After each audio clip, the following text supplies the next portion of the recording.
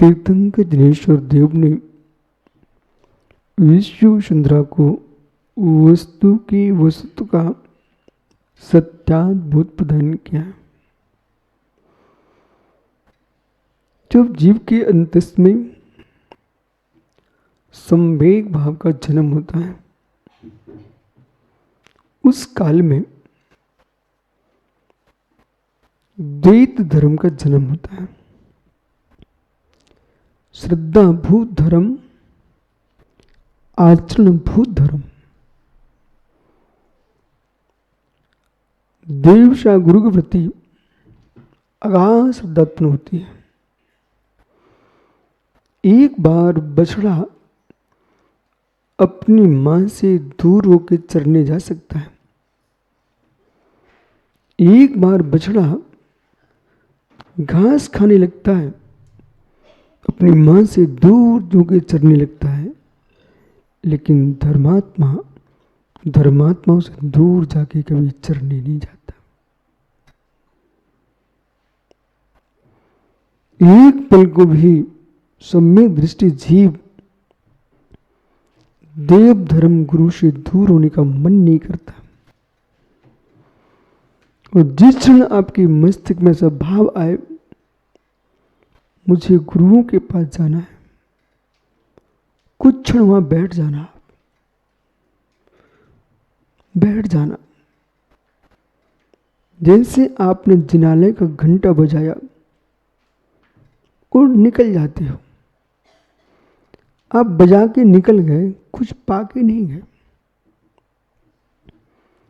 जब घंटा आपने बजाया था, कुछ क्षण उस घंटे के नीचे तुम्हें बिताना था। जो व्यक्ति के मस्तिष्क में अनेक प्रकार के तनाव की घंटियां बज रही थी, उन घंटियों के वजन को दूर हटाना है। तो घंटे का नाद जब तुम्हारे चल रहा था और उसके नीचे आप खड़े हुए थे, पूरा झंकृत तुम्हारा मस्तिष्क हो गया, सारे विकल्प बाहर हो गए। जैसे जिनालय के घंटे के नीचे खड़े होकर थोड़ा शांति से बैठना था, ऐसे तुम्हारे मस्तिष्क में भाव आए कि मुझे मंदिर जाना है। तो मंदिर तो जाना ही है, लेकिन जो परिणाम तुम्हारे मस्तिष्क में आए थे ना, उन परिणामों को थोड़ा आनंद लेना था। और ये सोचना था, ये अचानक भाव आए कैसे? मैं मंदिर जा रहा हूं कि मंदिर मेरे अंदर आ चुका है? संपत सेठ जी मित्र, भवन का वास्तु, मंदिर का वास्तु, जमीन का वास्तु, ये वास्तु ग्रंथ में है। भावों का वास्तु इस सिद्धांत ग्रंथों में। आप परिणामों को कैसे संभालेंगे?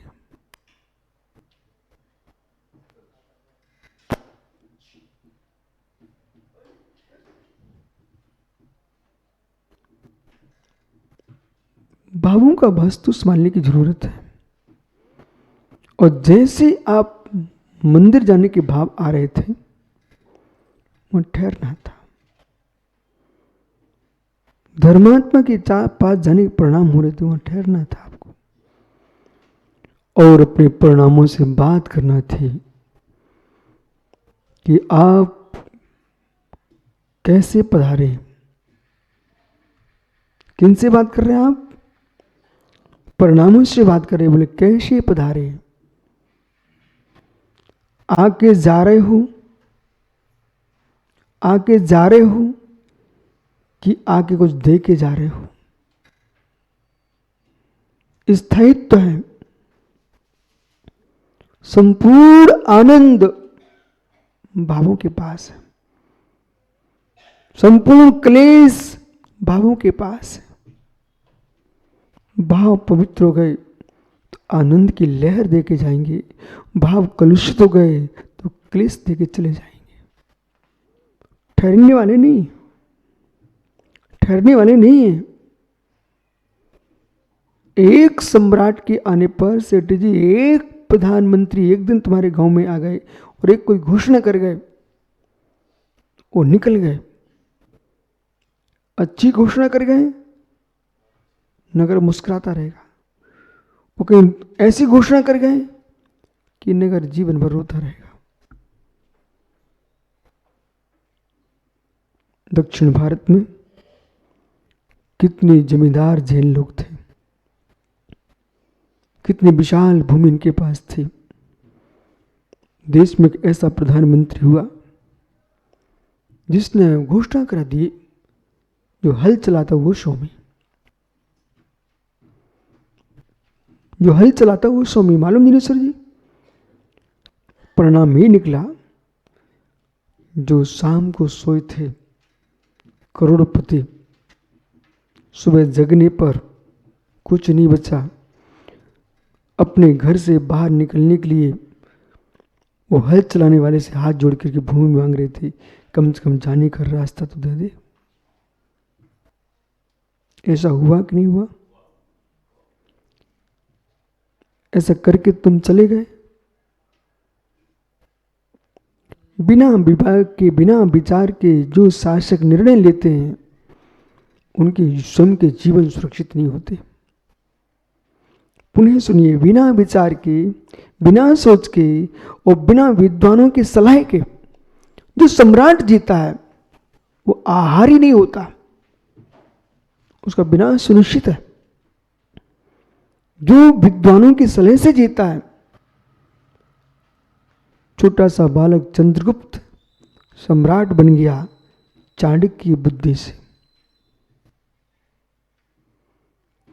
प्रत्येक शासक को सेनापति, मंत्री, पुरोहित,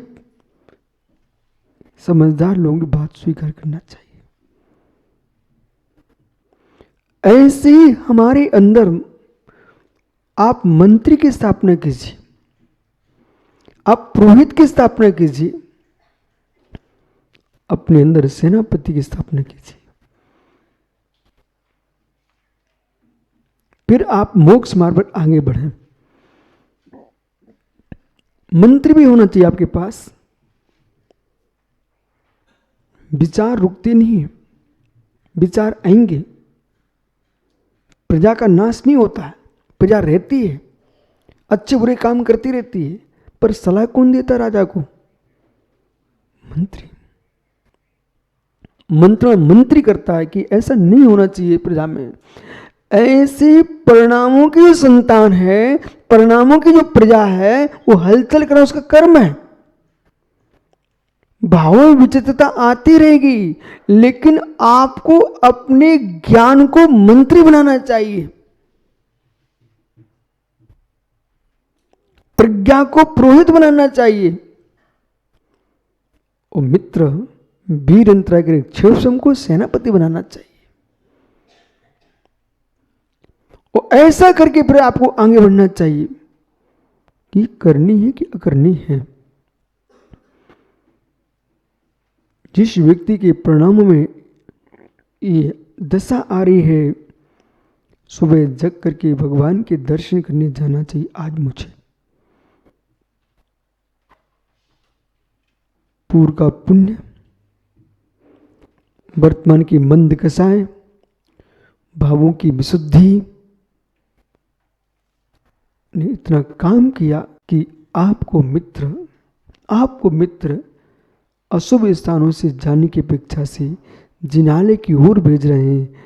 विश्वास मानिए, यही तुम्हारा बालक भीलवाड़ा प्रबल पुण्य का उदय है।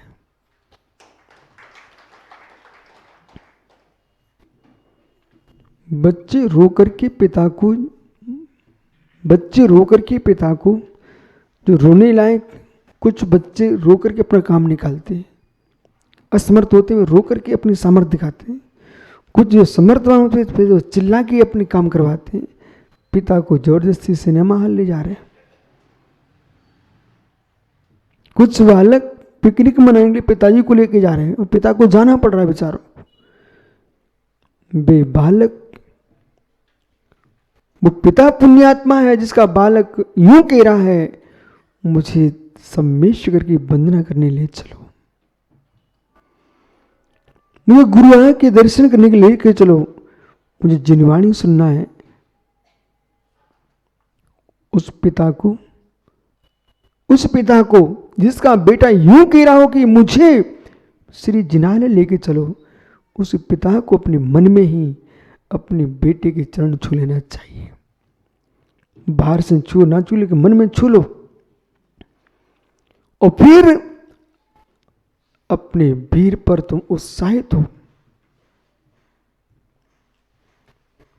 फिर अपने पुण्य को तुम दुहाइयां दो कि मैं इतना भाग्यवान जीव हूं कि मेरा बेटा जिनालय चलने की बात कर रहा है।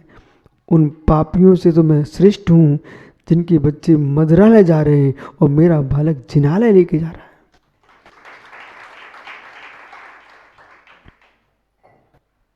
मिलिए भावों से, क्षण क्षण में, पल पल में परिणामों से मिलकर चलो। और फिर ऐसा करते करते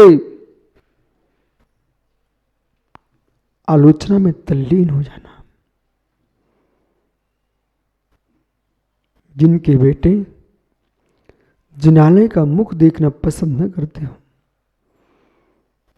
वे जगत की निंदा न करें, उनके पिता जगत की निंदा न करें, अपने कर्मों की निंदा करें कि हाय भगवान, कितने लोगों की संतानों को हमने खोटे कर्म कराए होंगे। अब सुनिए ध्यान से सर, अपनी जवानी में व्यक्ति का जीवन अलग होता है।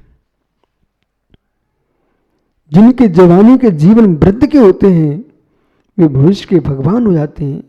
जिनके जवानी के जीवन जवान होते हैं और वृद्ध होने पर जवान रहते हैं, उनका नरक नियत है। उम्र ढल गई, शरीर बूढ़ा हो गया, पर मन बूढ़ा अभी तक नहीं हो पाया। वही इच्छाएं, कुछ लोग भोग भोगते हैं शरीर से, कुछ भोग भोगते मित्र मात्र आंखों से देख के। जब सामर्थ्य थी तो शरीर से भोग भोग डाले आपने, और सामर्थ्य नष्ट हो गई, दूसरे के भोगों को देखने की इच्छा रख रहे हैं, भी आंखों से भोग रहे हो। मां, श्रम खाने की क्षमता समाप्त हो गई, परिवार को इतने चाव से खिला रहे हो, उनको देख के मुस्कुरा रहे हो, ये भी आनंद चल रहा है। यदि मुनिराज को आहार देने से पुण्य का आश्रय होता है, तो रागियों को राग पूर्ण भोजन कराने से पाप का आश्रय भी होता है।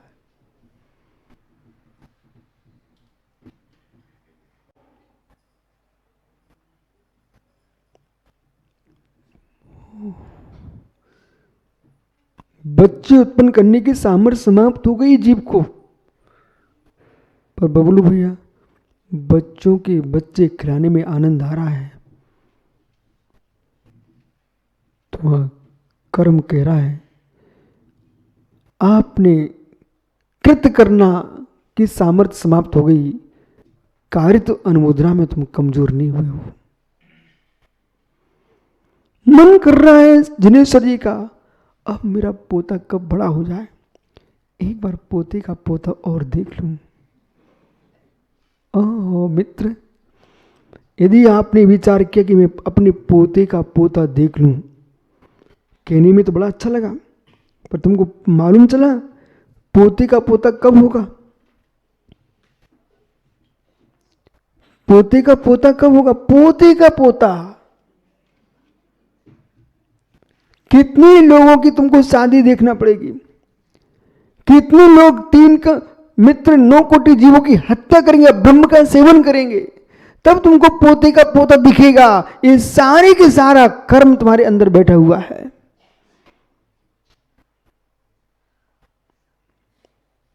आरंभ पोते का पोता देखना भैया को, कितनी आकांक्षा बड़ी है, मतलब इतना जीना चाहता है कि पोते का पोता देखना मुझे। पोता भी नहीं, पोते का पोता देखना है।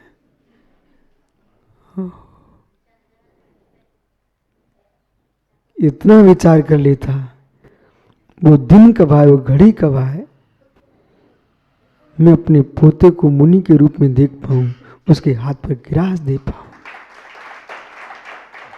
ओहो, ऐसा विचार महापुण्यात्मा जीव कोई आ सकता है। और श्रेष्ठ तो ये है, न पोते के पोते को देखना है, न उसके हाथ पर ग्रास देखना है। वो दिन कब आए, पानी पात दिगंबरा, मैं ही दिगंबर होकर पानी पात में आहार करूं।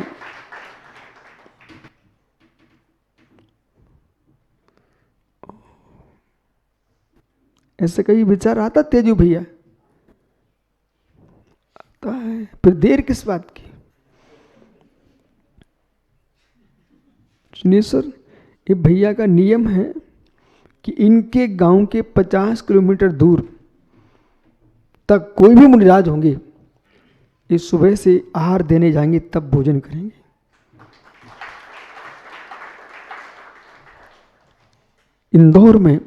इंदौर में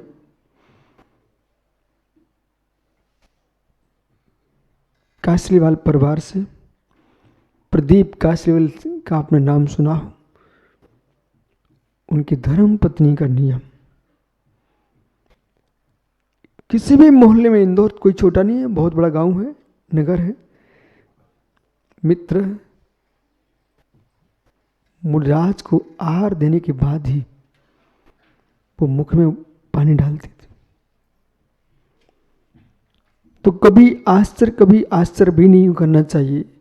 धर्म में जीव का आश्चर्य इस बात का था कि धनपति की बहू और निर्गंत मुनियों की सेवा में लगी है।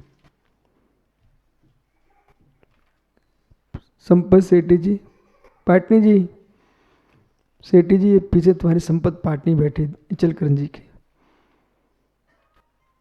जब से क्षेत्र में आया हूं, इन्होंने एक दिन भी साधुओं के आहार दिए बिना भोजन नहीं किया। ऐसे खोटे काल में भी आज भी ऐसे जीव जी रहे हैं जिनेश्वर। ऐसे भव्य जीवों से ही जिन शासन जयवंत होता है।